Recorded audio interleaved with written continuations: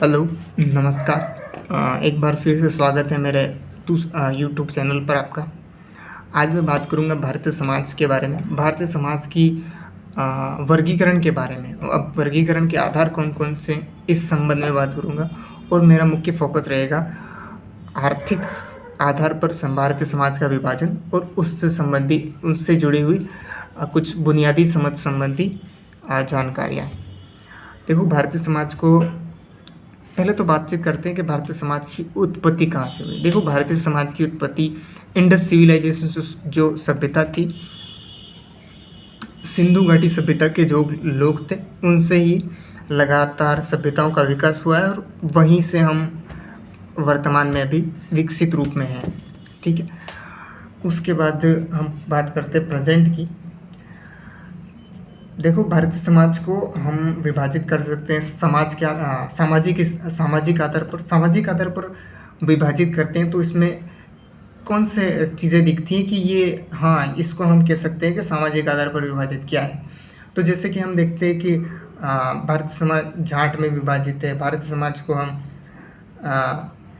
मीणाज में विभाजित कर सकते हैं। ब्राह्मण हैं। जैसे जाति का बंटवारा है, जाति के आधार पर बंटवारा है, इसको कहते हैं सामाजिक आधार पर समाज का विभाजन। राइट।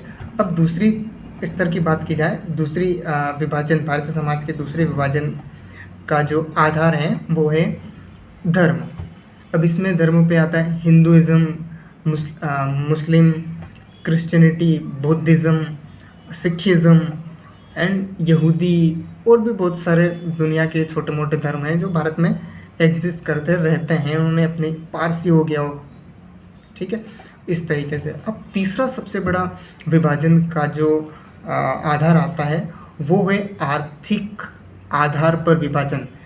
आर्थिक आधार मतलब कि व्यक्तियों के पास मनी पावर कितनी है, उसके आधार पर भारतीय समाज का विभाजन।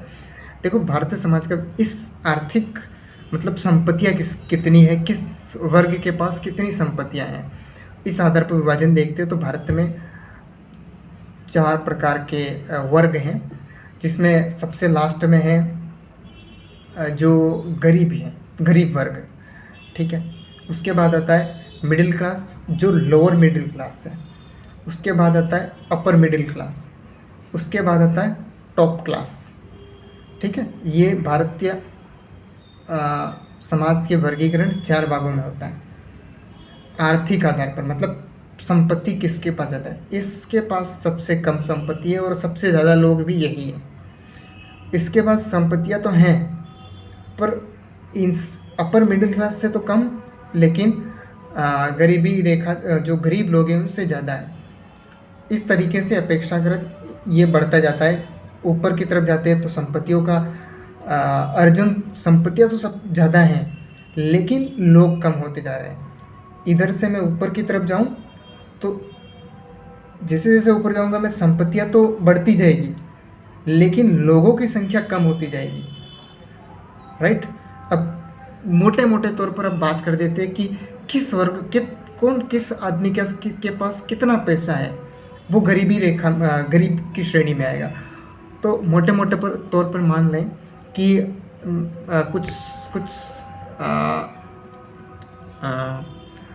कुछ गवर्नमेंट बॉडीज़, गवर्नमेंट, भारत की जो गवर्नमेंट है, भारत की गवर्नमेंट है, उसकी कुछ आर्थिक मामलों से जुड़ी हुई संस्थाओं के द्वारा कुछ आधार दिए गए हैं कि इनके आधार पर हम कह सकते हैं कि ये इतनी इनकम कमाने वाले लोगों को अपन इस वर्ग में रख सकते हैं। जैसे हम गरीब लोगों को मानते हैं, तो जिस व्यक्ति की इनकम अगर 20,000 या 30,000 के अंदर है, तो वो नॉर्मल गरीब की श्रेणी में आ जाएगा। राइट। लेकिन वो बीपीएल की श्रेणी से ऊपर है। राइट। गरीबी को और भी विभाजित किया, जो गरीब लोग हैं उनको भी और विभाजित किया गया है, लेकिन मैं वहाँ पे इतना नीचे नहीं जाऊँगा।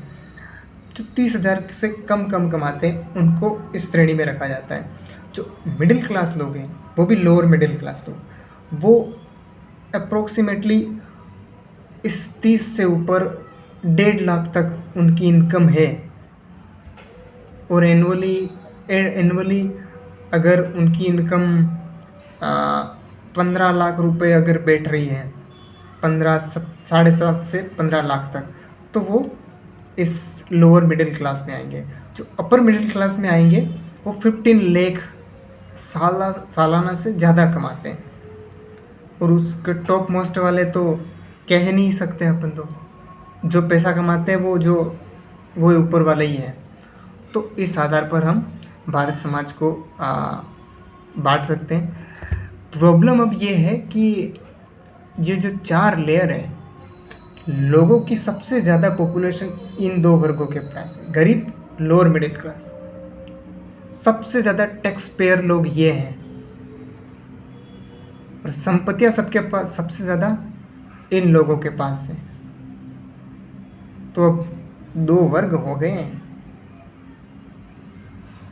तो अब प्रॉब्लम ये है कि जब भी किसी समाज में लोगों की संख्याएं ज़्यादा है और उनके पास संपत्ति कम है, तो टकराव की स्थिति पैदा होती है, जिसको कहते हैं वर्ग संघर्ष। जैसे आपने देखा होगा पिछले साल 2023 में कुकी और मैतेई मणिपुर की घटना है, वहाँ पे भी वर्ग संघर्ष है। क्यों था? वो राजनीतिक हित और आर्थिक संसाधनों पर आर्थिक संसाधन और राजनीतिक हित को लेके किसका सबसे ज़्यादा अधिकार होगा, इसको लेके वहाँ पे संघर्ष हुआ था, जो अभी तक चल रहा है। तो यही समस्या होती है कि जब किसी कम लोगों के पास ज़्यादा संपत्तियाँ हों, जिनकी संख्या ज़्यादा है और जिनके पास कम संपत्तियाँ हैं, तो वर्ग संघर्ष होना स्वाभाविक है। और ये अगर इनके जो गैप है इनको कम नहीं किया गया तो फिर ये बहुत बड़ा विकराल रूप ले सकता है। Thank you. अगर आपको मेरी ये दी गई जानकारी आपको अच्छी लगी हो और लगा हो कि हाँ कुछ तो अपन ने नया सीखा, तो आप अपने दोस्तों को भी शेयर कीजिएगा। धन्यवाद।